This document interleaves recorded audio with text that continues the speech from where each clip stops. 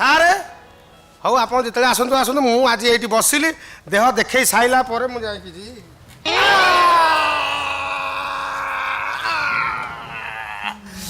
ଖେଳେ ବଡ଼ ଇଞ୍ଜେକ୍ସନଟା ଗଳିଗଲା ରେ ଏଇଟା ମଣିଷ ଇଞ୍ଜେକ୍ସନ ନା ଗାଈ ଗୋରୁ ଇଞ୍ଜେକ୍ସନ ଏବେ ମଣିଷ ମରିଦେଲା। ଆରେ ଏଇଟା କ'ଣ ସାର୍ ଏଇଟା କି ଯନ୍ତ୍ର ଏବେ ଏଇ ଯନ୍ତ୍ର ସାହାଯ୍ୟରେ ଡାକ୍ତର କହିଦେଉଛି ରୋଗ କ'ଣ ହେଇଛି। ଏ ଯନ୍ତ୍ରକୁ କିଏ ତିଆରି କରିଛି ଏ ଯନ୍ତ୍ରକୁ ଯିଏ ତିଆରି କରି ତାକୁ ଠିଆରେ ଠିଆରେ ଧନ୍ୟବାଦ। ଏଇଆକୁ ପୁରେଇ ଡାକ୍ତର ରୋଗ କହିଦେଉଛି ଦେଖିବା ମୁଁ ଆଗେ ପୁରେଇକି ମୋଠେ ଚେକ୍ କରେ କ'ଣ ହେଉଛି। ଏମିତି ତ ଦେଖୁଛନ୍ତି ଆଉ 19 ମସିହା ବାତ୍ୟା ଭଳିଆ ହେଉଛି ଶଳା ଛାତି ତ ଏମିତି ହେଉଛି ପେଟ କ'ଣ ହେଉଥିବ ଦେଖେଇ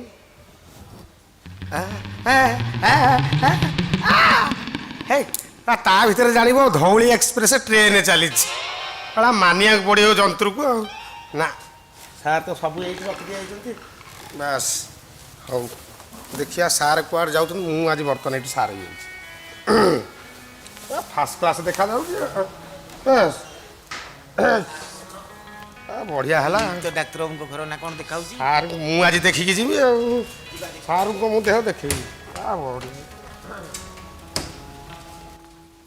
ଆଜ୍ଞା ଆଜ୍ଞା ନମସ୍କାର।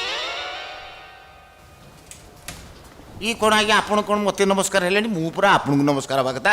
କାହିଁକି ମୁଁ କ'ଣ ନରେନ୍ଦ୍ର ମୋଦି କାହିଁ ସିଏ କିଏ କି ଆପଣ ପରା ତାଙ୍କଠାରୁ ଆହୁରି ବଡ଼ ଆପଣ କ'ଣ ଜାଣିପାରୁନାହାନ୍ତି ନା କ'ଣ କି ଆପଣ ପରା ଡାକ୍ତର ଜୀବନ ଦେବା ଲୋକ ଜୀବନ ନେବା ଲୋକ ଚାହିଁଲେ ଜୀବନ ଦେବ ଚାହିଁଲେ ଜୀବନ ନେବ ସବୁ ତ ଆପଣଙ୍କ ହାତରେ ଆଉ ସିଏ କିଏ କି ଆପଣ ବା ତାଠାରୁ ଆହୁରି ବଡ଼ ଡାକ୍ତର। ଆଜ୍ଞା ଡାକ୍ତର କିଏ କ'ଣ ଡାକ୍ତର ସାର୍ ଆପଣ ଡାକ୍ତର କିଏ ଆପଣ ଗୋଟେ ଥଟ୍ଟା କରୁଛନ୍ତି ମୋତେ ଆଉ ମୁଁ ଆଜ୍ଞା ଆପଣଙ୍କ ନାଁ ଶୁଣିବାକୁ ବେଳେ ଆପଣଙ୍କ ପାଖକୁ ଆସି ଇଏ ଶଳା ମତେ ଡାକ୍ତର ବୋଲି ଭାବି ନେଇଛି ରେ ନାମ ନବୁ ରେ ପୁଅ। ହଁ ହଁ ହଁ କ'ଣ ହେଇଛି କ'ଣ ପ୍ରୋବ୍ଲେମ୍ କୁହ କ'ଣ ପ୍ରୋବ୍ଲେମ୍ ତମର କୁହ କୁହ କ'ଣ ହେଇଛି ମୁଣ୍ଡ ବିନ୍ଧୁଛି ନାକ ବିନ୍ଧୁଛି ଆଖିରୁ ନେଜରା ବାହାରୁଛି କାନରୁ ପାଣି ଗଡ଼ୁଛି ପେଟ ଟାଣୁଛି ଛାତି ଦରଜ ହେଇଛି ଅଣ୍ଟା ବିନ୍ଧୁଛି ଆଣ୍ଠୁ ବିନ୍ଧୁଛି ନା ଅନ୍ୟ କିଛି ଡିଫେକ୍ଟ ଅଛି କୁହ ମୁଁ ଠିଆରେ ଠିଆରେ ସଲ୍ଭ କରିଦେବି।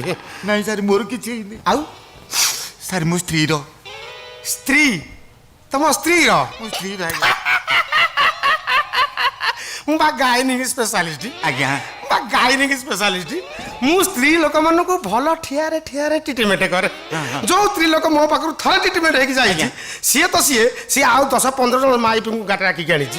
ମୁଁ ସ୍ତ୍ରୀ ଲୋକମାନଙ୍କୁ ଭଲ ଠିଆରେ ଠିଆରେ ଟ୍ରିଟମେଣ୍ଟ କରେ। ସେଇ ତ ସାରେ ମୋ ସ୍ତ୍ରୀ କହିଲା ସେ ଠିଆରେ ଠିଆରେ ସାରେ ଭାରି ଭଲ ଥରେ ଦେଖିଲା ମାତ୍ରେ ଆଉ ରୋକି ହଉନି ତାପରେ ତାପରେ ତାପରେ ତାପରେ ମୁଁ ନାରୀ ବିଶେଷଜ୍ଞ ଆଜ୍ଞା ମୁଁ ଜାଣିଛି ସେଇଥିପାଇଁ ଭଲ ଟ୍ରିଟମେଣ୍ଟ କରେ ନାରୀମାନଙ୍କୁ ଗାଇନିକ୍ ସ୍ପେଶାଲିଷ୍ଟ ମୋ ନାଁ ଚାରିଆଡ଼େ ଶୁଣିଥିବ। ହଁ ଠିଆରେ ଠିଆରେ ସାରେ ସବୁଆଡ଼େ ତ ଠିଆରେ ସାରେ ଆଉ ମୁଁ କ'ଣ ତମକୁ ଅଧିକା ବୁଝେ ତମ ସ୍ତ୍ରୀ ଆଜ୍ଞା ଡାକ ଡାକ ଆଜ୍ଞା ମୁଁ ସେ ବାଟରେ ଛିଡ଼ା ହେଲା ତମକୁ ଦେଖି ମୁଁ ସାର୍ ଅଛନ୍ତି କି ଡାକ ଡାକ ଡାକ ଡାକ ଡାକ ଇଏ ଭାନୁମତୀ ଭାନୁମତୀ ଆରେ ସାର୍ କହିଲେଣି ଏବେ ତେଲ ଲଗେଇକି ଭିତରକୁ ଆସ ଦେଖିବ ତମ ସ୍ତ୍ରୀ ଆସ। ଆଜ୍ଞା ଆଜ୍ଞା ଟିକେ ଟ୍ରବୁଲ ରହିଯାଇଛି ଆପଣ ଚେଷ୍ଟା କଲେ ଭଲ ହେଇଗଲା ବ୍ୟସ୍ତ ହବାର ନାହିଁ। ଆସ ଆସ ମୋ ଠାରୁ ଯିଏ ଟ୍ରିଟମେଣ୍ଟ ହେଇଛି ସେ ଜାଣିଛି ନା। ଆଜ୍ଞା ଆଜ୍ଞା ଥରେ ଶୁଣିଥିବ ଆଜ୍ଞା ଲୋକମାନେ କଥା ହଉନା ଶୁଣୁଛି ମାନେ ସ୍ତ୍ରୀ ଲୋକ ପୁରା ଲାଇନ ଦଉଛନ୍ତି କହିଲେ ମୁଁ ବା ଗାଇନିକ୍ ସ୍ପେଶାଲିଷ୍ଟ ନାରୀ ରୋଗ ବିଶେଷଜ୍ଞ। ଆଜ୍ଞା ଆଜ୍ଞା ମୁଁ ଜାଣିଛି ଜାଣିଛି କାଇଁ ତମ ସ୍ତ୍ରୀ କାଇଁ ନାଇଁ ସାର୍ ସେପଟେ ନୁହେଁ ସାର୍ ଆଉ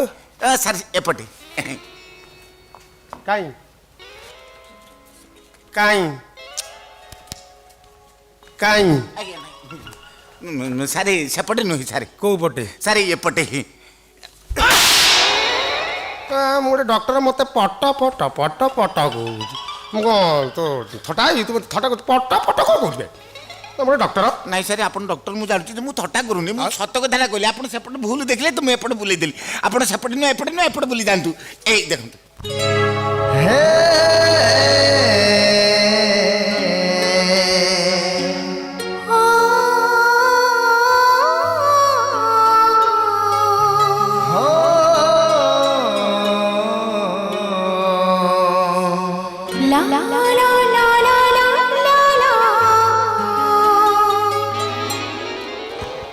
ସାରି ମୋ ସ୍ତ୍ରୀ ସାରେ ଭଲ ଭଲ ଭଲ ତମ ସ୍ତ୍ରୀ ଭଲ ତମ ସ୍ତ୍ରୀର ସବୁ ଠିଆରେ ଭଲ ସାର୍ ଟିକେ ଦେଖନ୍ତୁ ସାର୍। ମୁଁ ଆଉ କ'ଣ କରୁଛି କି ମୁଁ ତ ଦେଖୁଛି ଆଉ